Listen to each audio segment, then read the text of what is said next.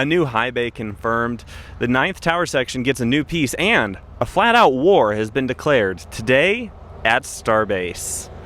Today we are headlining with the fact that Elon has announced that there will be a new high bay right north of the current high bay. This new high bay is going to be slightly taller than the current high bay and will be a lot wider, able to accommodate many more rockets inside and have up to 2 gantry cranes that will allow SpaceX to move and manipulate a lot of those tanks inside the high bay without having to get external crane support. This is going to be a huge win for speed and versatility, and also a ton more production capacity, because as it stands right now, some crews are working on GSC tanks outside, which isn't ideal when it's 98 degrees outside with the humidity factor. And as I was leaving Starbase one day, I noticed this big gray piece of metal coming into Starbase on a large semi-flatbed truck. I went ahead and flipped a UE and followed it in, and it turns out that that was the very first horizontal piece to the launch tower. The 9th tower segment is finally to the point where it can start building out instead of just up. This is exciting because we haven't been able to see anything physical yet of how they're going to be making the gantry, the operations, the plumbing all work, and how they're even going to catch this big booster. So it was super exciting to be able to see this big piece of equipment come in on the truck and then now get mounted into the 9th section. And SpaceX adds some new hinges to that yellow piece of equipment that we're not really sure what it is. But my new speculation is that possibly this is going to be part of the plumbing apparatus to get Methalox all the way up to the booster and to the Starship at the tower.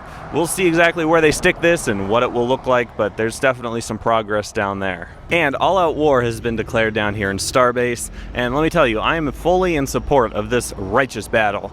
Just being down here over the past week has really showed me just how bad the bug situation is down here. There are certain hours of the day, mostly between dawn and dusk, that you can't even go outside without just getting swarmed with mosquitoes and other little critters.